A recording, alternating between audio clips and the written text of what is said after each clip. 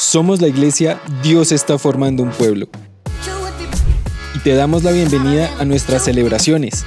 Nuestra misión es conectar personas a través del amor, poder sobrenatural y paternidad de Dios, que reflejen el carácter de Cristo y que sirvan como instrumentos de transformación en la familia, la comunidad, las instituciones y todas las esferas de la sociedad.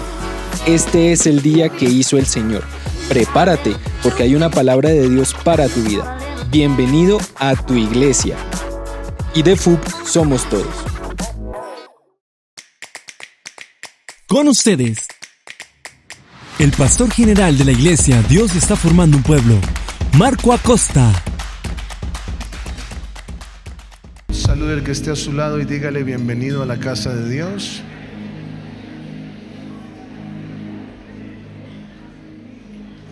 Amén. Acompáñeme a Santiago capítulo 1, versículo 2. Vamos a leer del versículo 2 al versículo 4 y el versículo 12.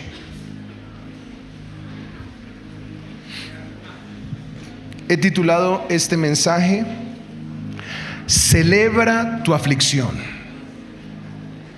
Celebra tu aflicción. Muy bien, entramos hoy a estudiar la segunda virtud del fruto del Espíritu, que es el gozo del Espíritu. Y por eso vamos, en estos minutos que nos restan, a entender un mandato que Dios expresa a través de su palabra en el Antiguo y en el Nuevo Testamento, y tiene que ver con la obligatoriedad que tenemos tú y yo de permanecer emocionalmente confiados y tranquilos en medio de las circunstancias, especialmente de las circunstancias difíciles. El hermano de Jesús, Santiago, escribe esta epístola con el propósito de darle consejos a los cristianos, a los discípulos, en un deber de reflejar una conducta correcta en los diferentes momentos de la vida. Santiago se traza un objetivo y es convencer a los lectores de demostrar la validez de su fe en toda circunstancia, especialmente en los momentos difíciles. Cada circunstancia que tú vives en la vida, sea buena o sea mala, es una oportunidad única para demostrar la validez de tu fe. Cada circunstancia que vives en tu vida es la oportunidad de demostrar de qué estás hecho como cristiano, como discípulo, como creyente. Cada circunstancia que tú experimentas en tu vida refleja si eres o no un discípulo que tiene el carácter de Cristo. La palabra es clara cuando dice que muchas aflicciones son las que vamos a tener que vivir los justos. David lo dijo en el Salmo 34, 19. Muchas aflicciones hay en los justos, pero de todas ellas le librará Jehová. El asunto al que nos llamará Santiago en estos versículos que vamos a leer radica en la necesidad que tenemos tú y yo de ver las dificultades, las pruebas, los desiertos, las circunstancias desde la perspectiva correcta, lo cual es posible solo por medio del gozo de Dios. Si tú y yo tenemos el gozo de Dios, vamos a tener una perspectiva correcta de las dificultades y vamos a entender que por más difícil que sea lo que estamos viviendo, Dios está obrando y Dios está trabajando. ¿Qué tal si alza su mano al cielo y dice conmigo: Señor, gracias por las crisis, por las pruebas? Vamos, dile: Señor, hoy celebro las aflicciones porque tú estás obrando. Los que les guste las aflicciones digan amén. Gloria al Señor, bendito sea el Padre. Muy bien. Hermanos míos, tened por sumo gozo cuando os halléis en diversas pruebas. Hay una versión que dice: considérense muy dichosos. De ahí el título del mensaje. Considérense muy dichosos cuando os halléis en diversas pruebas, sabiendo que la prueba de vuestra fe produce paciencia. Versículo 4: mas tenga la paciencia su obra completa para que seáis perfectos, en otras versiones dice, para que seáis maduros y cabales, sin que os falte cosa alguna. Salte por favor al versículo 12. Bienaventurado el varón que soporta la tentación, porque cuando haya resistido la prueba, recibirá la corona de vida que Dios ha prometido a los que le aman. Pues bien, hoy tengo como objetivo, a través de la exposición de la bendita palabra de Dios, mostrarle que usted puede hoy tener una herramienta poderosa otorgada por el Espíritu Santo, que es una virtud llamada gozo, que le permitirá entender, comprender, agradecer y celebrar los momentos difíciles y las pruebas que usted tiene que vivir en su vida. Muchas personas tienen una incapacidad de leer lo que Dios está haciendo en la adversidad y en el viento contrario, porque no entienden qué es el gozo de Dios. No lo entienden.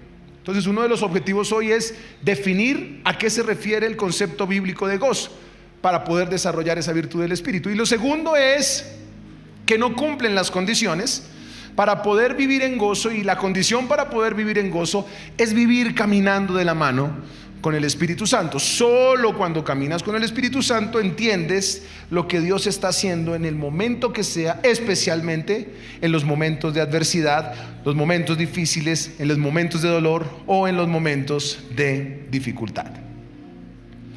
Es tan importante esta enseñanza que solo hasta que usted reciba el gozo de Dios podrá darle sentido a todo lo que ha pasado o experimentado en su vida, y podrá dar gracias a Dios, porque incluso los momentos más difíciles intencionalmente Dios los permitió para hacer su obra poderosa, majestuosa de formación, de corrección, de disciplina y de discipulado en nuestras vidas. Así que voy a explicarle entonces el primer principio para que usted aprenda a celebrar su aflicción. ¿Cuántos están listos para celebrar su aflicción? Muy bien. Número 1. El acercamiento correcto al concepto bíblico del gozo de Dios es consecuencia de la decisión de depender absolutamente de la presencia de Dios. Tú vas a entender qué es el gozo como consecuencia de depender absolutamente de la presencia de Dios. Solo aquellos que caminan con Dios, que aman a Dios, que no salen de sus casas sin orar, que meditan en la palabra, que tienen hábitos de ayuno, hábitos de oración, hábitos de adoración, que permanecen conectados, que se discipulan, que van al grupo de enlace, que asisten a la reunión dominical, que aman la palabra, están apasionados por la presencia, van a tener la posibilidad de acercarse al concepto correcto del gozo de Dios. Algunos estudios bíblicos dicen que hablar de gozo es tener la capacidad de diferenciar el gozo de la alegría, porque la alegría es pasajera, pero el gozo permanece. Algunos afirman eso. Otros dicen que el gozo es algo que produce el Espíritu Santo en nosotros, y que como es producido por el Espíritu Santo, nosotros no lo vamos a lograr si no es consecuencia de caminar con Él. Y no es que estén mal las dos definiciones que algunos estudios bíblicos refieren para poder definir el gozo. Lo que pasa es que el gozo es algo más profundo de lo que estos dos acercamientos intentan. El gozo está relacionado con la salvación de Dios, porque el gozo es un sentimiento ligado a tu relación con Dios. Tiene que ver con salvación. Tiene que ver con la aceptación de fe que un día tú hiciste, consciente de recibir a Cristo como Señor y Salvador.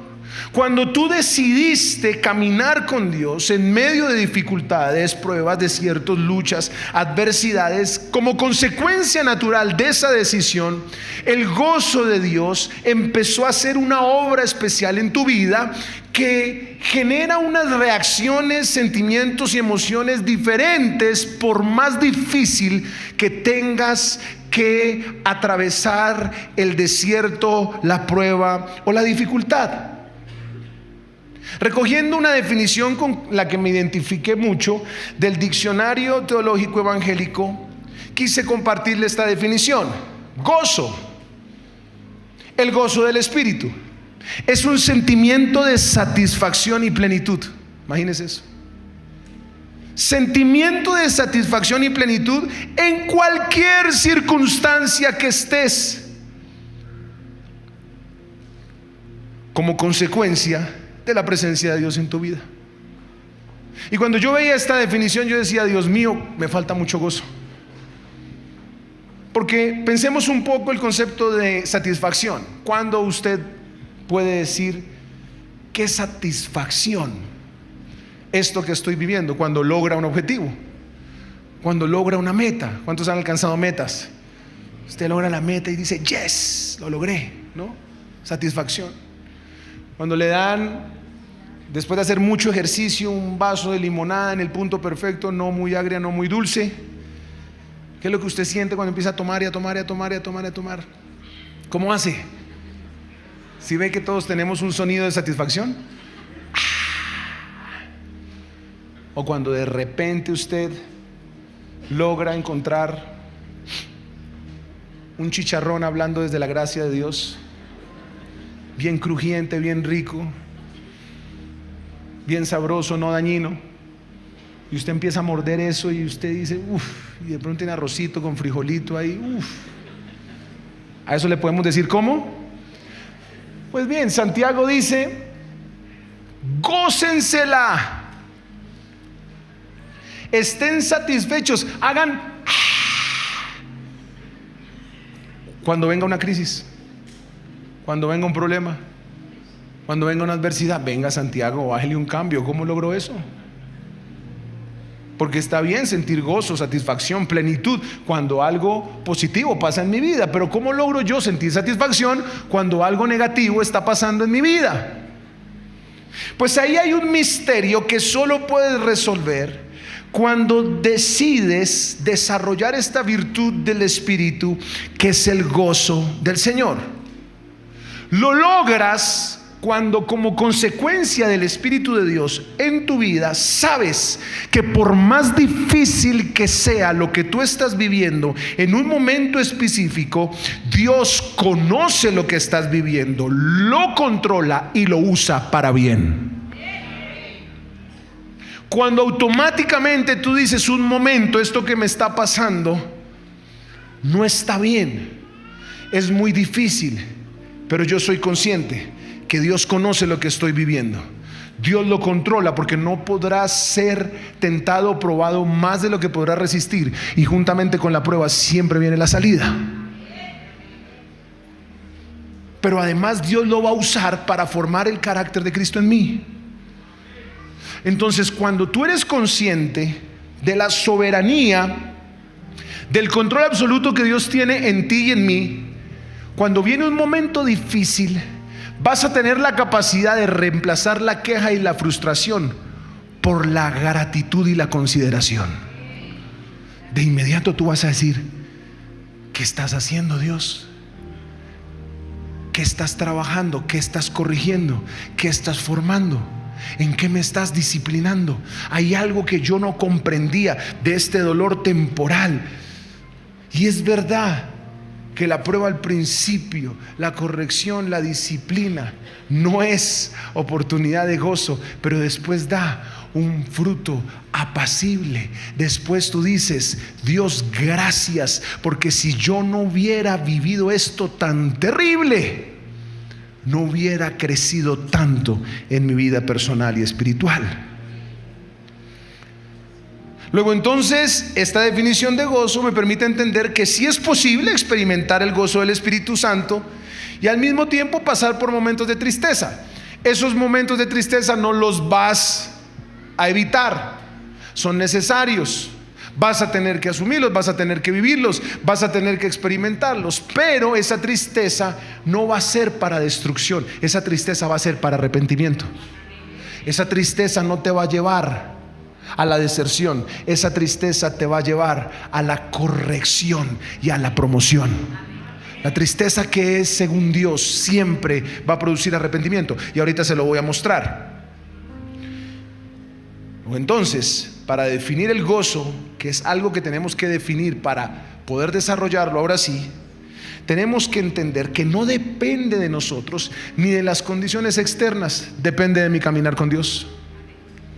Mientras el Espíritu Santo camine conmigo, ¿sabes qué? Vendrán ríos, lluvias, vientos que golpearán contra mi casa y mi casa no caerá y yo estaré tranquilo, yo estaré dichoso, porque yo no estoy sobre una ilusión, yo no estoy parado en una falacia, yo estoy parado en una verdad, y esa verdad se llama Jesús. Amén. Esta convicción te permite recibir los golpes de una manera muy distinta. ¿Cuántos están de acuerdo conmigo? Cuando usted empuja a alguien que está parado, posición de combate, usted tiene la capacidad de sostener, de resistir, de soportar. El problema es cuando una aflicción o una prueba te coge mal parado, te tumba de inmediato. El gozo de Dios, que es un sentimiento de satisfacción, que viene de tu relación con Dios, que viene de la presencia de Dios, te va a permitir entender con claridad el desierto. Tú vas a entender: wow, ya entendí por qué Dios me quitó este trabajo, ya entendí por qué me alejó esta persona. Al principio que te llegó la carta de que se terminaba tu contrato, tú dijiste: Dios mío, pero ¿yo qué hice? Yo no merezco esto, yo he hecho lo bueno. ¿Qué necesidad tienes, Dios, de tener que meterme en aflicciones y en aflicciones y en aflicciones todo el tiempo? ¿Hasta cuándo me vas a soltar? Pero cuando el Espíritu de Dios está sobre ti y hay un gozo natural, tú no te vas a quejar, tú vas a agradecer, porque aunque tú no puedas ver, Dios está obrando. Los desiertos tendrán mucho sentido, las pruebas tendrán mucho sentido, la traición tendrá mucho sentido. La injusticia que hayan hecho en tu vida tendrá mucho sentido. Incluso el maná diario, aunque sea repetitivo, será un manjar si lo comemos con el entendimiento de lo que Dios está haciendo. ¿Cuántos dicen amén? Si no entendemos que el gozo es consecuencia de la presencia de Dios, te encontrarás como aquella persona hambrienta buscando cómo satisfacer su necesidad en un basurero, en el basurero del mundo, mirando a ver si logras obtener tranquilidad en un deporte. Y no es que esté mal hacer deporte, yo creo que hay que hacer deporte, pero eso no te va a dar el gozo de Dios. Estarás mirando a ver con qué relación puedes tener tranquilidad. No está mal que tengas amistades, pero el verdadero gozo de Dios no viene de una amistad. Estarás buscando a ver si una terapia psicológica te puede dar ese gozo y esa paz que solo Dios puede dar. Y no está mal que consultes a un psicólogo. Yo tengo una psicóloga, no está mal, pero el gozo de Dios no viene ni del deporte ni del psicólogo, no viene ni de aquella terapia que quieras hacer para tener tranquilidad. El gozo viene de Jehová, que hizo los cielos y la tierra, y Él te dará paz, Él te dará tranquilidad, Él te dará entendimiento, Él te dará sabiduría y te va a permitir hacer la reflexión oportuna que dices: era necesario. Fue la reflexión que hizo José: para preservación de vida, todos mis hermanitos me traicionaron. Yo le decía a la iglesia esta mañana: el año pasado fue uno de los años más difíciles en mi vida. Traiciones, golpes, gente que le decía a uno: voy con usted hasta el final, terminó ahí a mitad de camino yéndose. Gente que dio la espalda, gente que pagó muy mal. Recuerdo que a mitad de año tuve una situación personal tan difícil, toda la noche buscando a Dios, ¿por qué está pasando eso? Pero cuando uno no está alineado, y ahorita le voy a mostrar que es un peligro, cuando usted no tiene un buen manejo de las emociones ante las dificultades, por más cercano que esté a Jesús, puede caer en un error terrible y enfermarse de paso, pues usted no puede ver lo que Dios está haciendo. Pero cuando está el gozo del Señor, usted entiende qué es lo que Dios está haciendo. Diga conmigo: a partir de hoy voy a entender lo que Dios ha estado haciendo. A partir de hoy voy a dar gracias por el desierto. Número 2, el gozo de Dios es un estado imperativo que Dios le ordena a sus discípulos para permanecer tranquilos y felices en circunstancias difíciles. Es un imperativo de Dios. El gozo Es un estado imperativo que Dios le ordena a los discípulos para permanecer como tranquilos y felices en las circunstancias difíciles. Y cuando hablo que es un imperativo, encontré algo que me llamó la atención, y es que cuando a gozo se refiere, Dios nunca pide el favor, Dios da órdenes. Alégrense, regocíjense, celebren. Mire cómo dice Santiago: tened por sumo gozo. Ahí no hay por favor, tranquilízate, por favor, ten calma. No. Dios siempre lo ordena. Allí en Isaías, cuando se refería a aquella mujer estéril, no la dejó ni pensar, ni siquiera le contempló la circunstancia de no poder dar hijos en medio de una cultura donde la mujer se definía por dar hijos. Y la orden de Dios, ¿cuál fue? Regocíjese la estéril, la que no daba luz. Uno dice: venga, pero ¿por qué no tiene un poquito de comprensión, Señor? No, es que el orden no es, el gozo no es un favor, el gozo es una orden que tú tienes que recibir y acatar, porque esa es mi fortaleza en tu vida. Jesús fue un ejemplo de cómo el gozo fue imperativo en su vida. Jesús tuvo momentos de tristeza. Tú y yo vamos a tener momentos de tristeza. Cuando de gozo se habla, no quiere decir que no vamos a reconocer que somos seres humanos con sentimientos y emociones. Permítame poner un ejemplo. Juan 11:36, Jesús lloró ante la tumba de Lázaro. Lucas 19 del 41 al 42, Jesús lloró días antes de crucifixión al ver el estado corrupto de Jerusalén. Hebreos capítulo 5 versículo 7 dice que el escritor a los hebreos dice que ofreció oraciones y súplicas con gran clamor de lágrimas durante los días de su carne, o sea, estaba triste. Mateo 26:38 describe el momento doloroso del Getsemaní, donde su alma estaba angustiada hasta la muerte.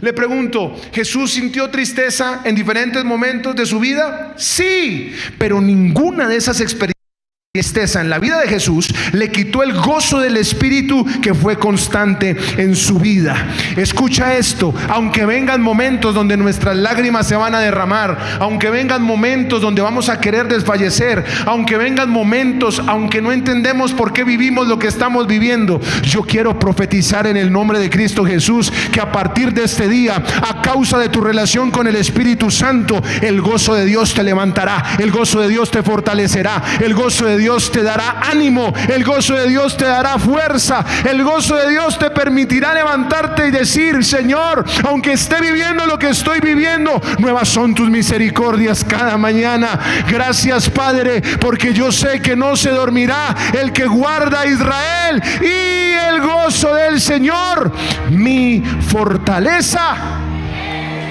Dele un aplauso a Jesús. Amén. Ese es el gozo. Es un estado de equilibrio emocional, mental, tan sobrenatural que te van a decir: ¿y por qué estás tan tranquilo? ¿Por qué no te deprimes? Si te traicionaron, si te abandonaron, te quedaste sin trabajo, estás solo. Porque yo no dependo de las circunstancias, yo dependo del gozo de mi Señor. Y ahí es donde la presencia de Dios en tu vida, ojo con esto, la presencia de Dios en tu vida te va a afilar el entendimiento que se embota con la depresión para entender qué es lo que Dios está haciendo. La presencia de Dios en tu vida te va a decir: tranquilo, tranquilo, tranquilo, es verdad, se cerró esa puerta, es verdad, angustia, es verdad, no tienes con qué pagar, pero es que yo necesito ponerte en el lugar correcto donde te voy a usar. Tranquilo, tranquilo, es verdad que tu hijo no quiere venir a la iglesia, es verdad que te da angustia, pero no te preocupes, yo te lo estoy reservando y te lo estoy guardando, porque cuando él empiece a servirle al Señor, va a ser un profeta, va a ser un apóstol, va a ser un maestro.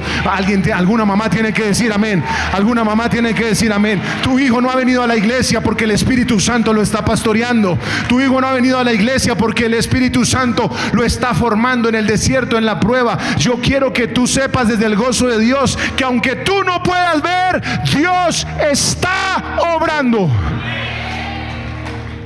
Donde más nos pastoreó el Señor a mi papá y a mí fue apartados de Dios. Mi papá me decía, es increíble cómo en momentos de dificultad, de soledad, de error, yo sentía la protección de Dios. ¿Cómo puede ver uno eso?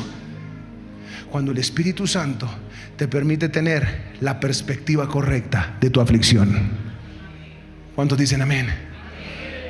Y entonces de inmediato tú haces clic y dices, ya sé qué es lo que Dios está haciendo, ya sé qué es lo que Dios está obrando.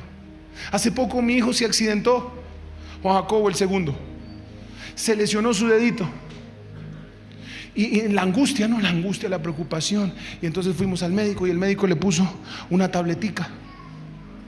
Y entonces después de que le puso la tabletica, pues ya le pasó el dolor, los niños sanan rápido, pero qué susto tan terrible. Entonces de repente él le gusta mucho la música, entonces yo me puse a verlo, puso un video en YouTube, puso un video en YouTube, prendió el piano. Yo dije, ¿será que la profe Mariana, que es la que le da clases, le puso esa tarea? Y dije, no le puso tarea. Y empezó la mano a tocar ahí, a tocar con su dedo enyesado, y empezó a cantar en inglés. Y el Espíritu Santo me empezó como a inquietar, a entender por qué le había pasado eso a él. Cuando lo mira el ortopedista, traumatólogo, ¿sí? ¿Lo dije bien? Bien particular además. Se pone bravísimo. Esto no lo debieron haber hecho. Mire, el dedito del niño les va a quedar un poco hacia la derecha, le va a quedar un poco hacia la derecha, un poquito extendido. El Espíritu Santo me habló de una y me dijo, ¿sabes qué? Hasta yo puedo permitir esa lesión para que el dedo de ese niño toque una tecla tan aguda en el piano que baje mi gloria. No sé si está entendiendo. A ver, ¿qué tecla tocas con esto? Yo no soy músico. Ahí está. Yo no soy músico. Yo no soy músico. Pero el Espíritu Santo, con este dedo, ¿cuál tocas? ¿Eso qué es? Mi bemol. A ver, tócalo otra vez, sostenido. Ahora métele un bajito a esa, un bajito. Eso. ¿Le parece que eso está armonioso? Cuando tú aprendas a los momentos de dolor sacar lo que Dios está haciendo, tu terquedad pasará a un segundo plano y entenderá que temporalmente es doloroso, pero que va a producir gloria en tu vida. Póngase su mano en la frente y diga conmigo, no más terquedad que no me deja ver lo que Dios está obrando en medio del dolor. Y por eso el apóstol Pablo, que es otro ejemplo, era tan insistente. Mire cómo le dice a la iglesia de Filipos. Filipenses 4 versículo 4, de manera imperativa. Filipenses capítulo 4 versículo 4 dice, regocijaos en el Señor siempre. ¿Qué es lo que dice? Regocijaos en el Señor siempre. ¿Sí ve que es imperativo? Otra vez os digo, regocijaos. Entonces mire, haga el análisis.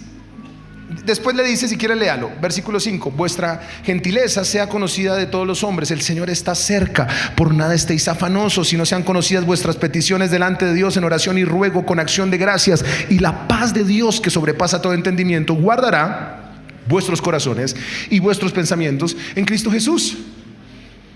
Mire cómo el apóstol está diciendo, regocíjense para que vean la perspectiva de lo correcto y van a tener paz de Dios. Pero cuando usted lee el versículo 4, ahí hay un imperativo. ¿Cuál es el imperativo del versículo 4? ¿Cuál es? Ahí está el imperativo. Regocijaos. ¿Cuál sería el adverbio? Siempre. Muy bien. ¿Y la frase que complementa la expresión del que está escribiendo? En el Señor. Entonces, ¿cada cuánto debo desarrollar, pastor? ¿Cada cuánto debo desarrollar el gozo? Siempre. Usted lo mide cuando la noticia mala impacta su corazón, cuando la dificultad impacta su corazón. Cuando el salmista dice, no tendrás temor de malas noticias, es porque el Espíritu tiene una capacidad de equilibrar tus emociones, tus sentimientos, tus reacciones, y rápidamente te sales del escenario de la aflicción y permites entender qué es lo que Dios está haciendo. Estábamos en Miami con mi hermano mayor, el pastor David Cañas. Estábamos en un seminario de pastores capacitándonos. Mi esposa estaba embarazada de Juan Jacobo. Juan Jacobo fue un embarazo bien difícil, amenaza de aborto todo el tiempo. Como ya había tenido 2 pérdidas mi esposa, pues teníamos miedo de que él también fuese interrumpido naturalmente por la incapacidad que se tenía del saquito embrionario de avanzar. Bien. De repente mi esposa me llama a 3 de la mañana, creo que allá eran como había una diferencia horaria. Me llama a 3 de la mañana, yo veo el teléfono. Normalmente yo pongo aquí en el teléfono no molestar, solo entran 2 llamadas de mi esposa y de mi papá. No entran más llamadas. Cuando yo veo que la llamada de mi esposa, esas llamadas de 2 de la mañana, ¿no? O muerto, enfermo o tropel. Sí, se llama. Cuando no hay gozo, eso es de ay, están llamando. Ya se levanta, ya llora antes de contestar. Cuando entra la llamada ya se echa su llorada antes de contestar. Entonces cuando yo vi que era mi esposa, mi esposa en efecto llorando, no, me levanté, la cama estaba completamente mojada, creo que rompí fuente, creo que perdí el bebé. Entonces yo rápido fui para la otra puerta y toqué la puerta y dije, pues voy a buscar a mi amigo, a mi hermano que me levanta en fe. Y yo, David, ¿qué pasó? Déjeme dormir, David, abra la puerta. ¿Qué pasó, Marquito? No, que parece que vamos a perder a Juan Jacobo. ¿Qué? Sí, que mi esposa, no, déjeme dormir, mañana le explico, él no se va a morir. Esas son las marcas. Yo le dije, David, pero por lo menos párese a orar. No, las marcas. Mañana, déjeme dormir, que es que me cuesta mucho dormir. Hasta mañana, chao, váyase que son las marcas, mañana le explico. Qué belleza de amigo, ¿no? Esa y una vez que me caí yo en la bicicleta y el man siguió derecho y se dio cuenta que yo me había caído cuando llegó a la casa, me muestra de su amistad genuina. Entonces yo me fui para la casa, llamó a mi esposa a los 10 minutos y a los 10 minutos dijo, no, ¿cómo te parece que hicieron una ecografía? Juan Jacobo feliz, moviéndose para un lado, para el otro, está perfecto, todo está bien, no pasó nada. Todo normal, no pasó nada. Entonces me cogió el pastor David en la mañana, yo ni lo saludaba. Me dijo, oiga, yo me soñé que usted me despertaba anoche, sí, eso fue verdad. Y claro, guayaba, yo estaba asustado, pensé que usted me iba a ayudar a interceder. Y dije, pero yo le dije algo de las marcas, sí, lo que pasa es que hay momentos de crisis que Dios permite para dejar marcas en tu vida que permitan decir que tu fe es genuina, original y no una fe chimba. Así me lo dijo, perdón lo último que dije, pero así me lo dijo. Usted sabe que él viene de un proceso de restauración. Hay marcas que Dios permite en los procesos que no pueden ser cicatrices de derrota, tienen que ser trofeos de victoria. Pero eso lo puedes ver si con el gozo del Espíritu tú miras la crisis desde la perspectiva correcta. Cuando el apóstol dice regocijaos en el Señor siempre, es porque Dios controla toda circunstancia, y como Él la controla, como Él la programa y la nivela y Él la usa, nunca puedes desesperarte, porque aunque tú no puedas ver, Dios está obrando. ¿Cuántos dicen amén?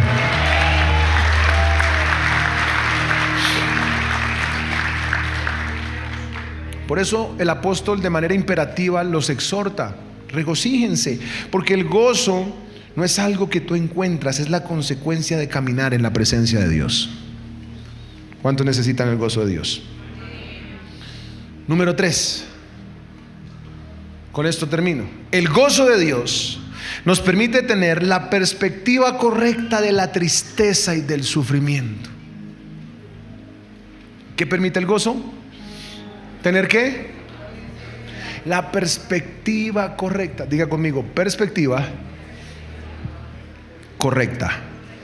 Otra vez, perspectiva correcta. ¿Usted no le ha pasado que cuando está en un problema o en una circunstancia y usted recibe una información que eso es responsabilidad de otro, usted no le da mucha rabia con el otro? ¿Sí? ¿Qué pasó? Que estrelló el carro. Estábamos hace poco yendo hacia la casa, entonces yo le dije a mi esposa que yo me iba con ella manejando en un carro y la persona que me ayuda se iba en el otro carro. Y bueno, el otro carro para en un semáforo, un señor en una moto no se da cuenta que el carro está parado y ¡zum!, se mete detrás del carro de mi esposa, nuevecito. Y ya lo habíamos mandado a arreglar ahí bueno, el ministro Nelson, que está por ahí, de una empresa poderosa para arreglar carros, llegó y dijo: pastor, venga, yo le arreglo ese carro, yo le siembro eso. Lo arregló, lo acababa yo de arreglar y otro santo bendecido hombre de Dios que no miró. Entonces cuando me llaman me dice Jaime, me dice: pastor, es que imagínese que un señor de una moto no me vio y se metió detrás, que porque vio la luz de la moto de la policía y que no vio. Entonces me dio una piedra en ese momento. Y venga, pero ¿cómo así que no vio la luz? A mí qué me importa si vio o no vio. ¿Usted por qué no se quitó? El otro que hace detrás suyo tiene que ir no, eso les pegué un regaño. Pero cuando ya él me explica bien el asunto, me dice: no, pastor, ya el señor de la moto se bajó, que él asume toda la responsabilidad, que fue una distracción, que él no vio. Mientras iba a llegar sin esa segunda explicación, yo lo iba a sonar como al Chompiras, con peinilla. No, mentiras, no. O sea, mi percepción del error en ese momento fue negativa. Cuando me da la segunda explicación, ¿sí ve que la perspectiva cambia? Dije: no, venga, pero no, pues, ¿qué culpa tiene el pelado? Una distracción. Al final ya pagó, que es lo que duele. Las latas se corrigen. Tranquilo, bendito sea el Señor, no pasó nada. Dita y medio sin carro, pero ¿sí ve cómo cambia? Si cuando a usted le viene una crisis y un desierto, hace ese ejercicio, usted no se va a dar mala vida, porque va a entender cómo Dios está obrando. Usted coge y se sale por un ladito y dice: pero bueno, pero al final pues no es tan grave. Al final pues Dios es bueno y ahí Dios va a solucionar algo. Esa reflexión de tranquilidad es consecuencia de su relación con Dios. ¿Cuántos dicen amén? Cuando usted tiene la relación con Dios, usted no se va a la queja, al desespero, a la frustración. Usted simplemente se mete en la perspectiva de Dios y dice: gracias, Dios, porque tú eres bueno y para siempre es tu misericordia. Mire lo que dice la segunda carta a los Corintios, capítulo 7, versículo 10. Se lo voy a leer en la Nueva Traducción Viviente. Pastor, pero vamos a sentir tristeza o angustia. Claro, eso no lo vas a dejar de sentir. Pero el gozo activa en ti un antídoto depresivo. Es un antídoto. Porque tú dices: Dios sabe, Dios lo controla y Dios... ¿Cómo es? Dios lo controla, Dios lo usa. Otra vez, Dios lo controla, Dios lo usa. Y Dios sabe lo que estoy viviendo, Dios controla lo que estoy viviendo y Dios usa lo que estoy viviendo. Eso es muy poderoso. Bien, segunda carta a los Corintios, capítulo 7, versículo 10. Lo voy a leer en la Nueva Traducción Viviente. Pues la clase de tristeza que Dios desea que suframos, mire esa versión tan violenta. La clase de tristeza que Dios desea que suframos, o sea, Dios desea. La clase de tristeza que Dios desea que suframos nos aleja del pecado y trae como resultado salvación. No hay que lamentarse por esa clase de tristeza, pero la tristeza del mundo a la cual le falta arrepentimiento resulta en muerte espiritual. La tristeza de Dios, ¿qué produce? Arrepentimiento.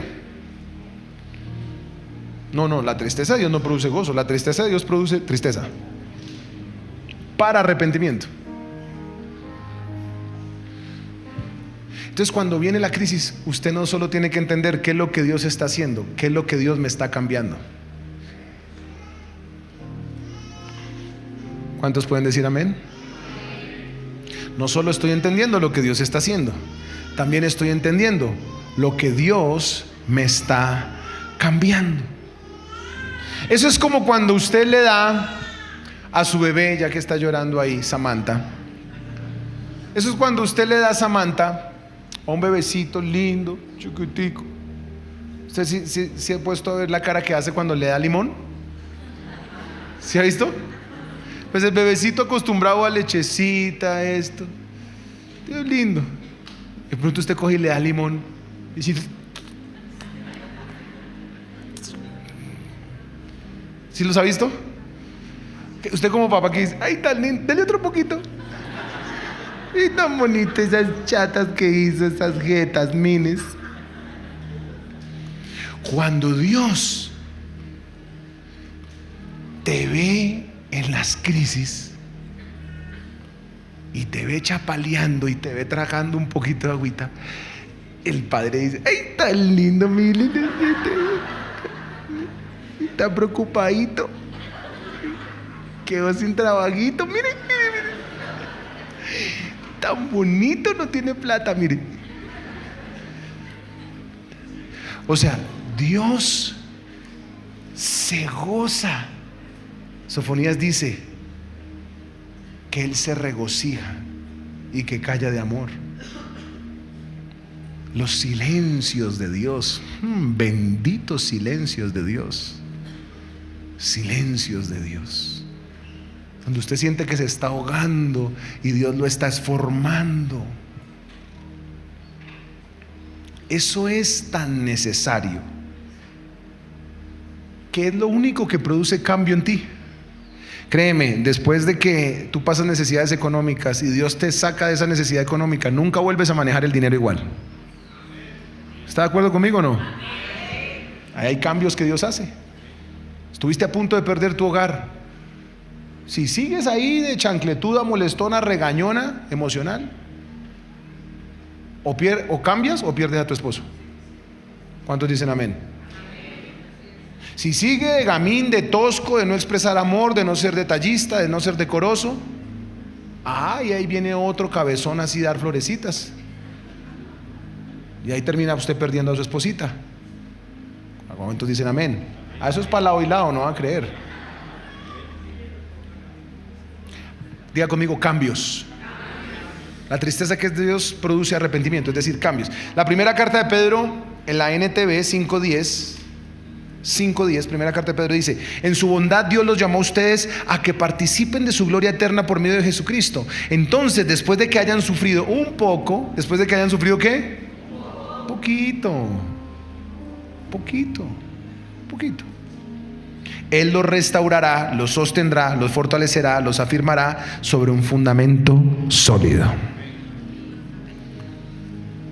Entonces, cuando ya uno sabe que Dios usa el dolor, la tristeza, la prueba, la angustia, hay que aprender a manejar las emociones. Diga conmigo, a partir de hoy, con el gozo de Dios, manejaré mis emociones.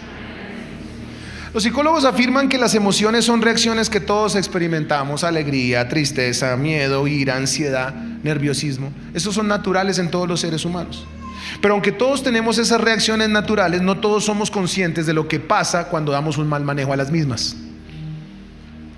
Cuando el apóstol Pablo dice no deis lugar al diablo, es aplicable para que en los momentos de crisis usted ponga freno a su mente, establezca la palabra y no el sentimiento emocional que lo puede llevar a una depresión.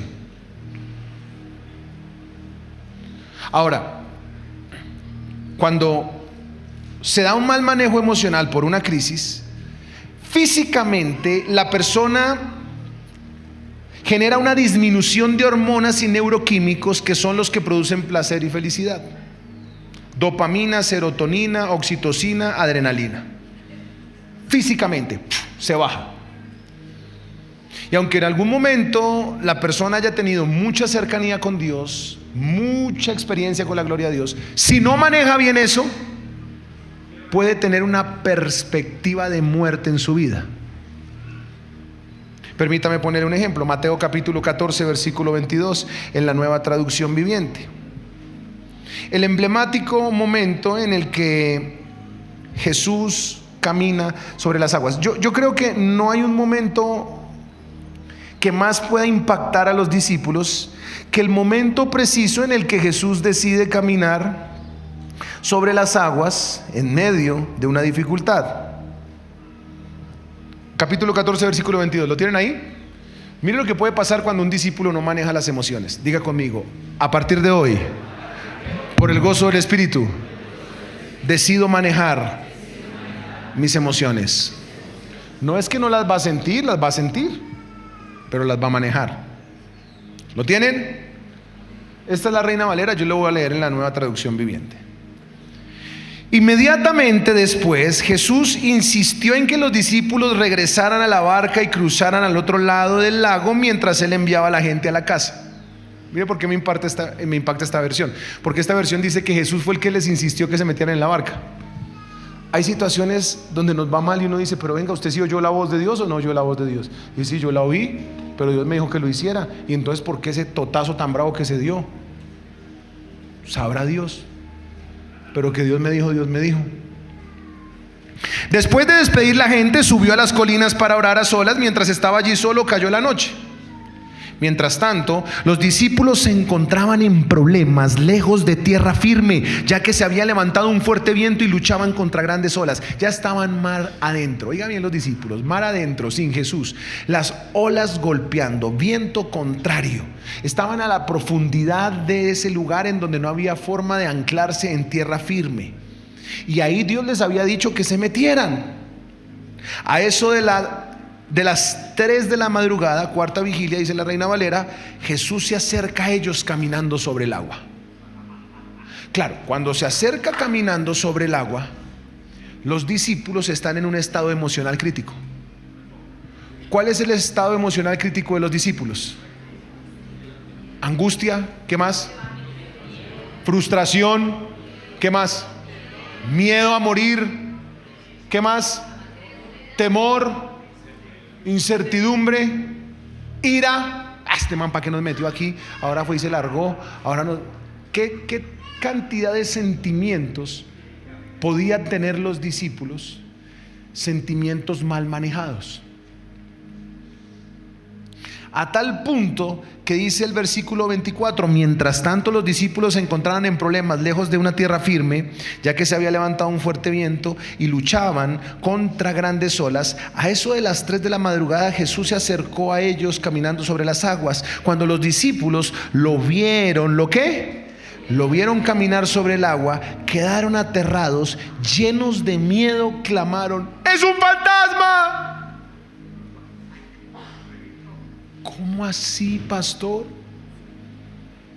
¿Cómo es posible que los discípulos, los apóstoles, los más cercanos, los que habían recibido las bienaventuranzas en palco, los que habían caminado de la mano de Jesús, los que caminaban con Él, dormían con Él, ante la manifestación sobrenatural de la gloria de Dios más poderosa que los estaba llevando a otro nivel, no entendieron el mover de gloria de Jesús, sino que pensaron lo contrario completamente, que era un fantasma, es decir, una obra del diablo?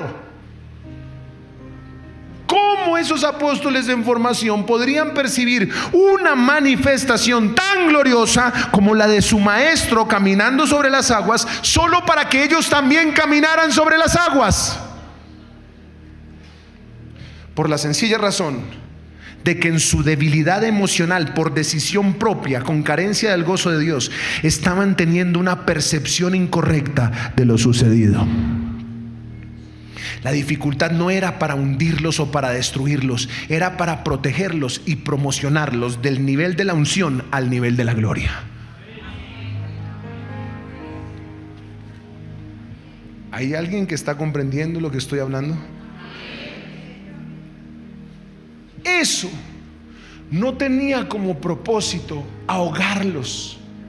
Lo que te estoy tratando de decir es que esto difícil por lo que te estás metiendo no tiene como finalidad ahogarte o destruirte. Lo que estás viviendo tiene como finalidad promocionarte y sacarte de una dimensión de unción a una dimensión de la gloria de Dios.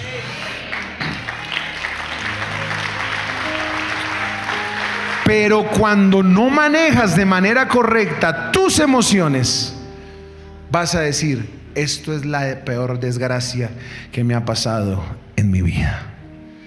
Quedaron aterrados, llenos de miedo. Pensaron que era una obra del diablo. Imagínense, pensaron que era una obra del diablo y era Jesús en gloria caminando en las aguas. Los apóstoles más ungidos, con emociones mal manejadas, nunca podrán discernir los moveres nuevos que la gloria de Dios va a traer sobre la tierra, a causa de emociones y sentimientos por heridas profundas en sus ministerios mal manejadas. Somos la iglesia Dios está formando un pueblo. Y te damos la bienvenida a nuestras celebraciones. Nuestra misión es conectar personas a través del amor, poder sobrenatural y paternidad de Dios, que reflejen el carácter de Cristo y que sirvan como instrumentos de transformación en la familia, la comunidad, las instituciones y todas las esferas de la sociedad. Este es el día que hizo el Señor. Prepárate, porque hay una palabra de Dios para tu vida. Bienvenido a tu iglesia. Y de FUB somos todos.